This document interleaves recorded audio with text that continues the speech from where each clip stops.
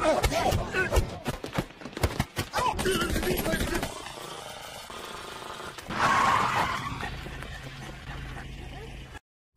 guys, berjumpa lagi di For Film. Kali ini gua akan membahas sebuah film yang dibintangi oleh Rowan Atkinson alias Mr. Bean. Siapa yang gak tahu dengan sosok ini? Dia adalah komedian Hollywood favorit gua dari zaman masih ngemut permen kaki.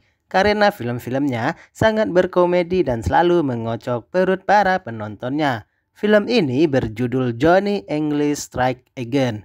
Jadi nggak usah berlama-lama, kita langsung masuk ke alur ceritanya.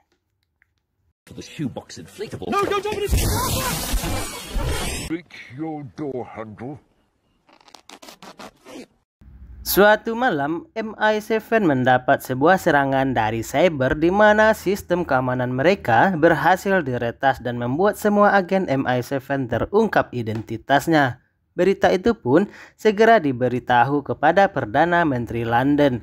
Dia pun terlihat panik karena semua agen di MI7 akan terbongkar identitasnya. Ditambah satu lagi, Perdana Menteri akan menjadi tuan rumah pertemuan G12.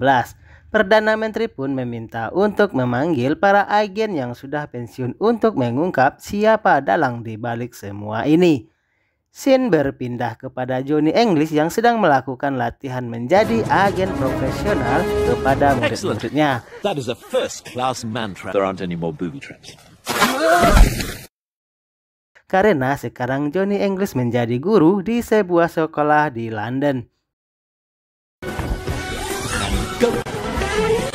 Any unnecessary risk, I assure you.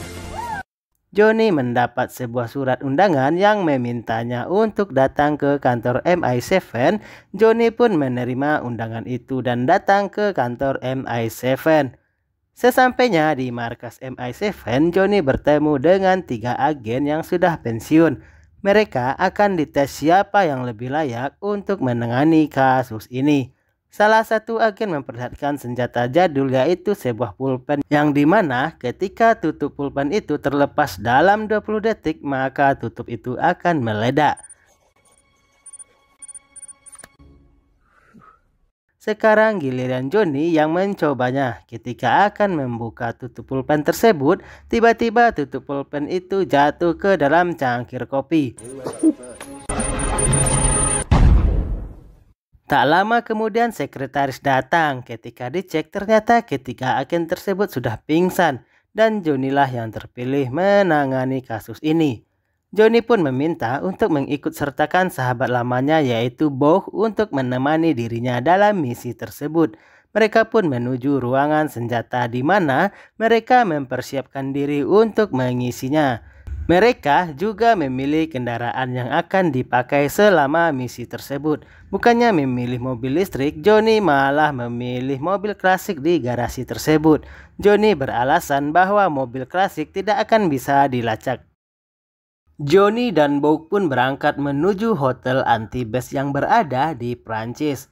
Sesampainya di hotel, mereka mencari orang yang bernama Sebastian Ling karena diduga ia memiliki hubungan dengan si peretas. Johnny dan Bob pun menyamar menjadi pelayan di sana dan mencoba mengambil handphone si target. Mereka membagi tugas. Bob mengalihkan perhatian sedangkan Johnny mengambil handphonenya.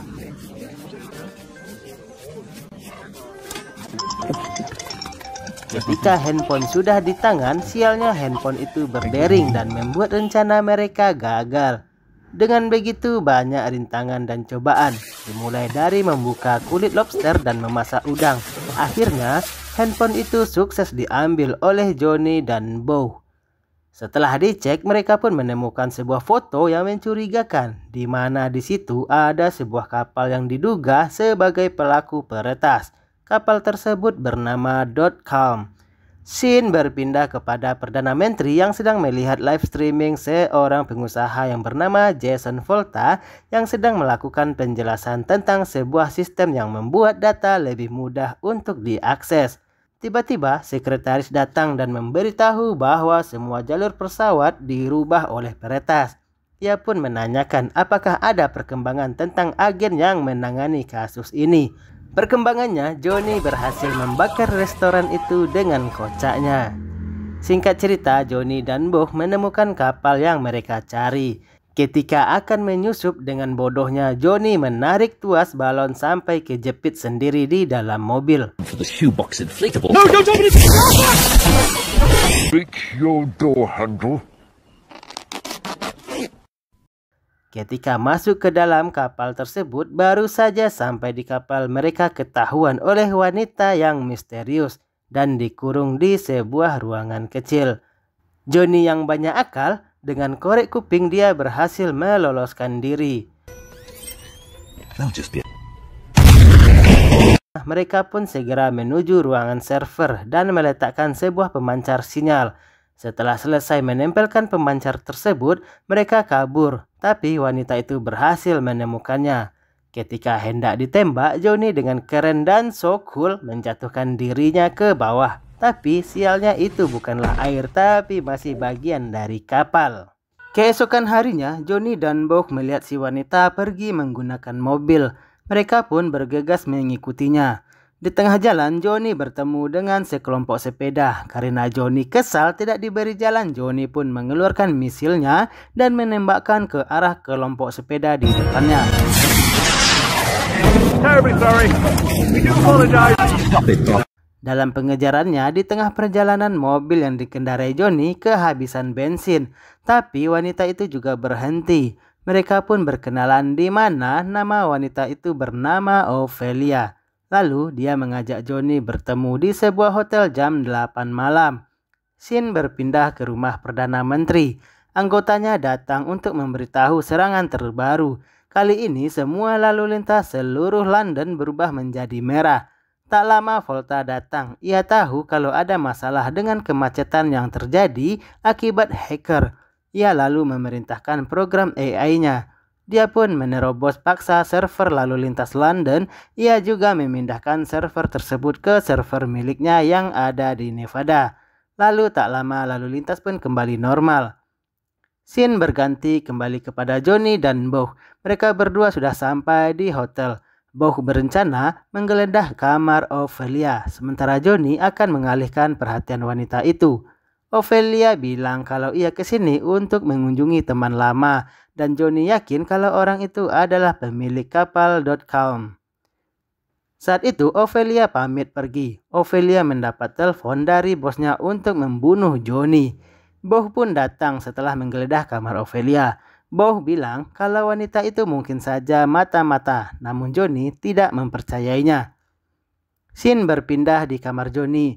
Johnny yang tidak bisa tidur berniat untuk meminum obat tidur, tapi dia malah salah minum obat. Obat yang diminum adalah obat untuk orang menjadi lebih semangat dan bertenaga.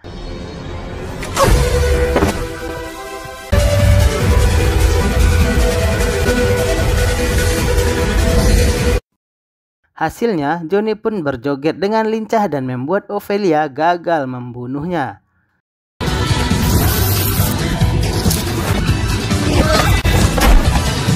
Johnny yang masih joget pun diberitahu oleh Boh bahwa kapal tersebut milik Jason Volta.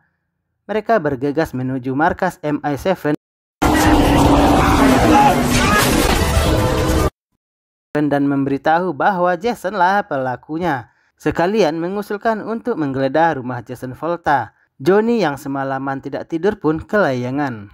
Scene berlanjut ke sebuah ruangan di mana ada sebuah alat bernama reality virtual, di mana seseorang bisa melakukan perjalanan ke dalam dunia virtual yang membuat seseorang bisa membuka pintu, naik tangga, dan memahami tata letak sebuah rumah atau ruangan. Johnny pun mencobanya sendirian, tapi dia tidak mengaktifkan alat itu. Alhasil Johnny membuat kekacauan di kota tersebut.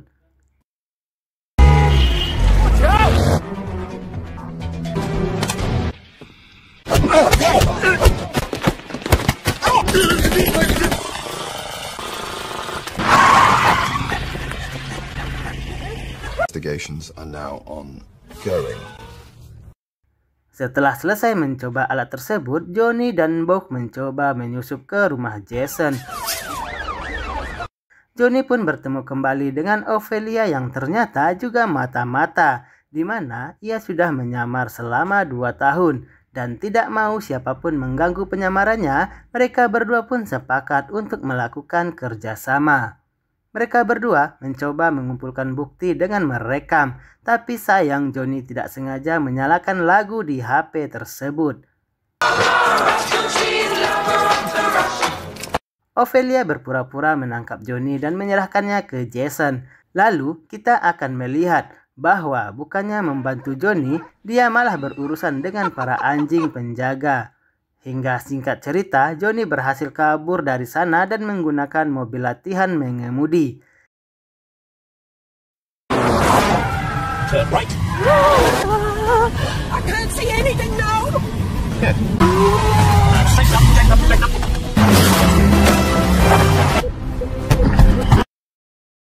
Selamat dari kejaran Jason, tapi sayang barang bukti yang harusnya diserahkan kepada MI7 malah tertukar dengan HP pemilik si nenek tadi. Karena dalam video tersebut berisi video si nenek. Perdana Menteri yang kesal karena Johnny selalu membuat kekacauan, Johnny pun dipecat. Ketika Johnny sudah menyerah dan putus asa, lalu Boh memberitahu bahwa ia mempunyai rencana dan langsung menemui istrinya yang menjadi komandan kapal selam dengan tujuan untuk menyusup ke dalam pertemuan G12 Skotlandia. Johnny dan Boh berencana untuk masuk ke kamar Jason dengan memanjat gedung yang bertujuan melumpuhkan Jason dan membawanya ke pihak berwajib. Dan Johnny pun memanjat dengan alat canggihnya. Sesampainya di atas terlihat ada Ophelia yang sedang ditodong senjata oleh Jason. Seperti adegan pangeran yang menyelamatkan Cinderellanya, Johnny pun masuk dengan gagahnya. Tapi sayang tali di punggungnya tersangkut dan ketika alat itu dimatikan, Johnny pun terlempar keluar.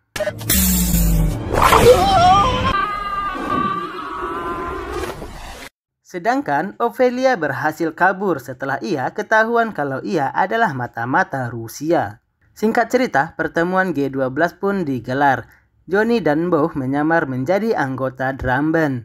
Johnny pun berhasil masuk, namun karena ada para penjaga yang mengejarnya, ia pun terpaksa bersembunyi di dalam baju besi. Rapat pun dimulai. Di sana, Volta hadir sebagai tamu Perdana Menteri. Sementara itu, Johnny dibantu Boh dan Ophelia mencoba melepaskan baju besinya dengan oli. Scene kembali ke rapat. Volta sedang membicarakan tentang pentingnya hidup dengan sebuah data. Lalu Johnny datang dan mengacaukan rapat tersebut.